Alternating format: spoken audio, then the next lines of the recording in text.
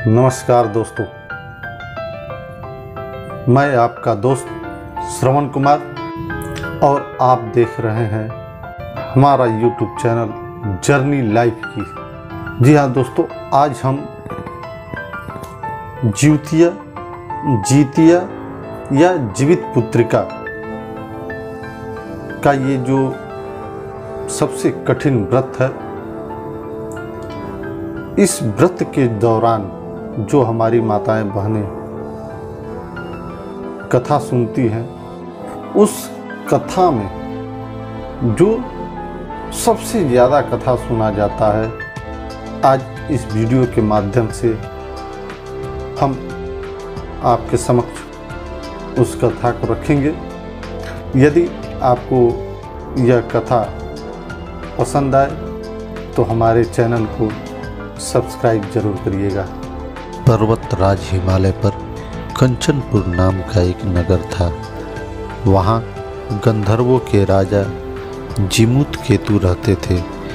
उनके बगीचे में कुल परंपरा से प्राप्त सभी मनोरथों को पूरा करने वाला एक कल्प वृक्ष था, जिसकी कृपा से राजा को जीमूत वाहन नामक परमदानी कृपालु महापुरुष धर्मात्मा पुत्र की प्राप्ति हुई। जीमूत वाहन के युवावस्था प्राप्त करने पर राजा जीमूत केतु ने जीमूत वाहन को सिंहासन पर बिठा दिया। युवराज होने पर जीमूत वाहन ने कल्प वृक्ष के संबंध में सोचा। हमारे पूर्वजों ने अपने स्वार्थ की पूर्ति के अतिरिक्त इस वृक्ष से कोई लाभ नहीं उठाया। मैं इससे अपना मनोरथ पूरा करूंगा। यह विचार कर उन्होंने कल्प वृक्ष से कहा, देव, मेरी एक कामना पूरा करे।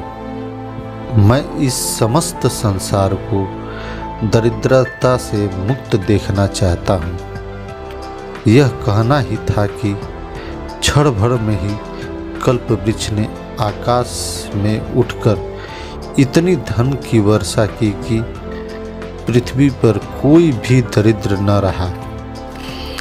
सभी प्राणियों पर दया दिखाने के कारण जीमूत वाहन का तीनों लोक में यश फैल गया।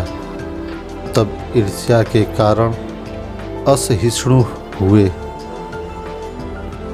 उसके कुल बंधुओं ने जीमूत वाहन के राज्य को हथियाने के लिए युद्ध की तैयारी की। यह देखकर जीमूत वाहन ने अपने पिता से कहा, तात, आपके शस्त्र धारण करने पर किस शत्रु की शक्ति ठहर सकती है, किंतु इस नाशवान शरीर के लिए बंधुओं को मारकर कौन राज्य की इच्छा करे। इसलिए अन्यत्र जाकर हम दोनों लोकों का सुख लेने वाले धर्म का ही आचरण करें। राज्य के ये लोभी बंधु बांधव आनंद करें। तब पिता ने कहा, पुत्र, तेरे लिए ही राज्य है।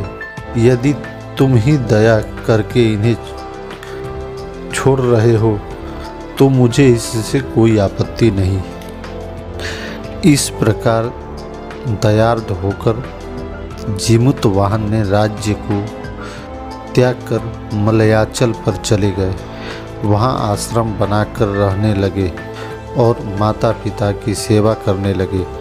एक बार जीमूत वाहन घूमते हुए जंगल में देवी की मंदिर जा पहुँचे। वहाँ उन्होंने भगवती पार्वती की आराधना करने के लिए आई हुई एक सुंदर कन्या को देखा। जीमूत वाहन के पूछने पर उनकी एक सखी ने उनका नाम वंश बताते हुए कहा, यह मित्रावसु की बहन और सिद्धराज विश्वावसु की पुत्री मलयवती है।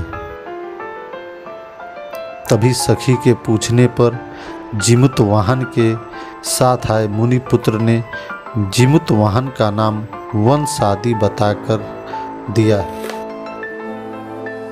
सिद्धराज विश्वावसु यह जानकर बड़ा प्रसन्न हुआ कि महात्मा जिमुतवाहन यहाँ मलयांचल पर आकर रह रहे हैं।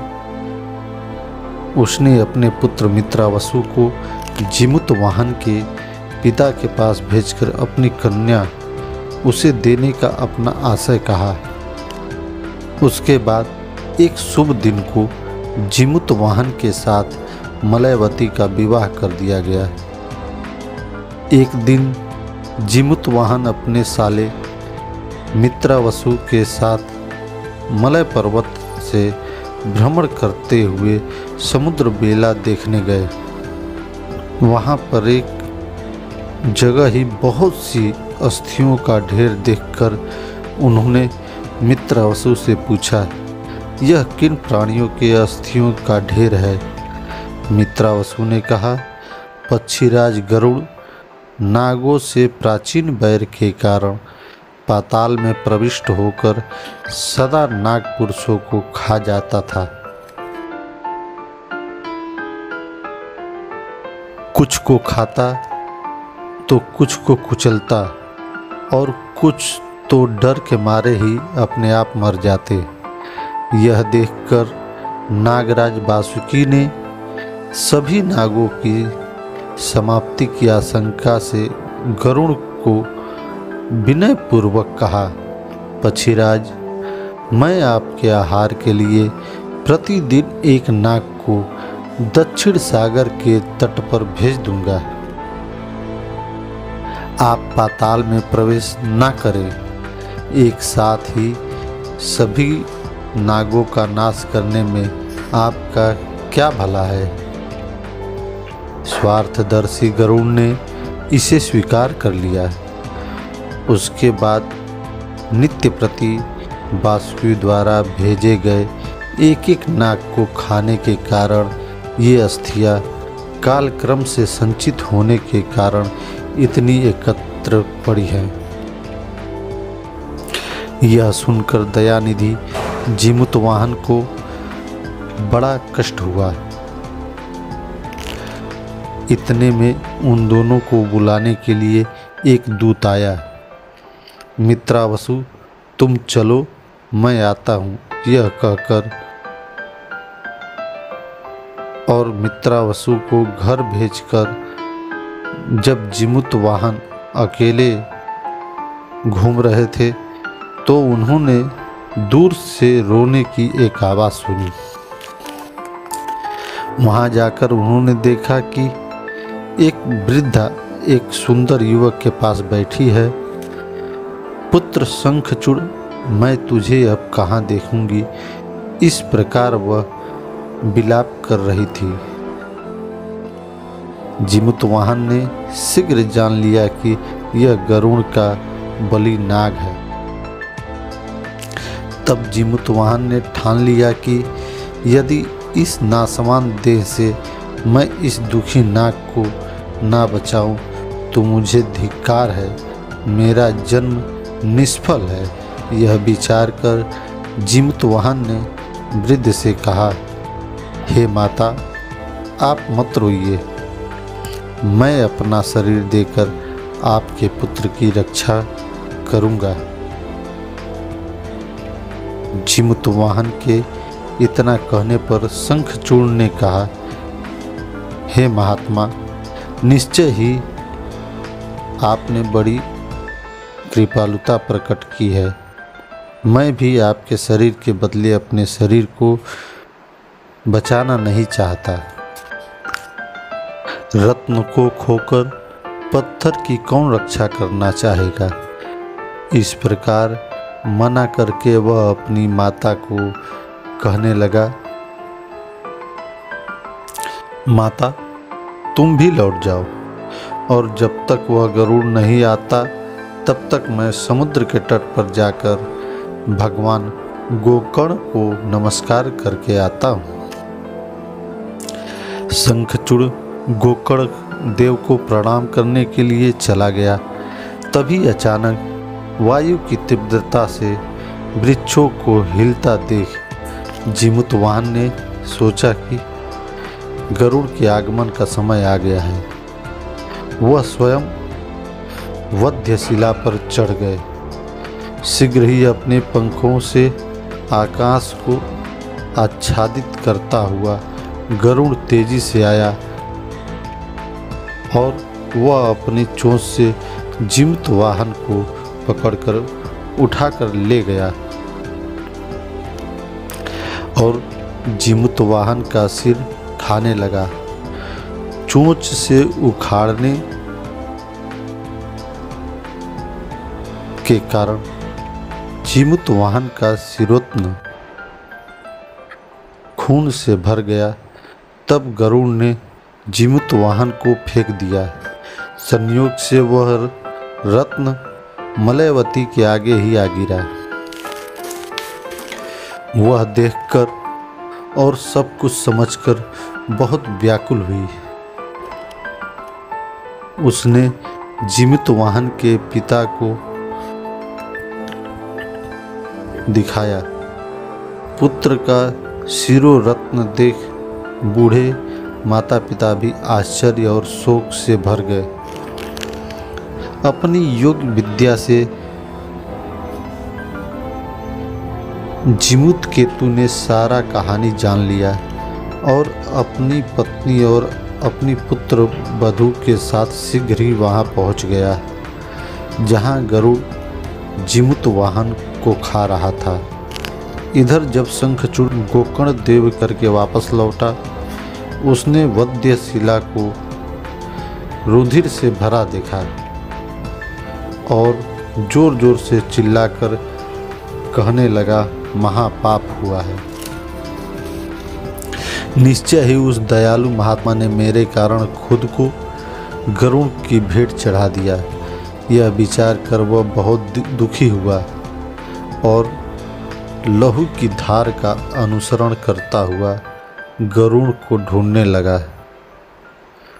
वह इस प्रकार विचार मग्न था कि घावों की पीड़ा से जीमूत वाहन के प्राण निकल गए। जीमूत वाहन के माता पिता भारी दुख से चिल्लाने लगे। शंखचूड़ आत्मभर्त्सना करता रहा और मलयवती देवी गौरी को उपालंब देती हुई दुख प्रकट करने लगी। तभी वहां देवी गौरी साक्षात प्रकट हुई। देवी ने कहा, पुत्री दुखी मत हो। यह कहकर देवी ने जीमूत वाहन को अपनी शक्तियों से संपूर्ण अंगों सहित पहले से भी अधिक ज्योति पाकर जीमूत वाहन उठ खड़े हुए। देवी ने कहा, मैं इसे अपने हाथों से विद्याधरों के चक्रवर्ती राजपथ पर अभिषिक्त करूंगी। जीमूत वाहन के पुण्य कर्मों का स्मरण कर दूसरों की संतानों की प्रति दया भाव रखने वाले सदैव संतान युक्त रहेंगे। उनकी संतान के अकाल मृत्यु जैसे कष्टों का निवारण होगा। यह कहकर देवी ने अपने कलश के जल से जीमूत वाहन का अभिषेक किया और अंतर्ध्यान हो गई। उसके बाद आकाश से पुष्प की वर्षा हुई और आनंद ध्वनि से गगन मंडल गूंजने लगा। तत्पश्चात गरुड़ ने नम्रतापूर्वक जीमूत वाहन से कहा, महाराज मुझे आज्ञा करें और मुझसे वांछित वर मांगिए। तब जीमूत वाहन ने कहा, आज से आप नाग भक्षर छोड़ दे और आपके द्वारा पहले खाए हुए नाग भी जीवित हो जाए। उसके बाद सभी नाग जिंदा हो गए और गरुड़ ने नागों को खाना छोड़ दिया। जीमूत वाहन भगवती गौरी की कृपा से चिरकाल तक विद्याधरों का चक्रवर्ती राजा रहे।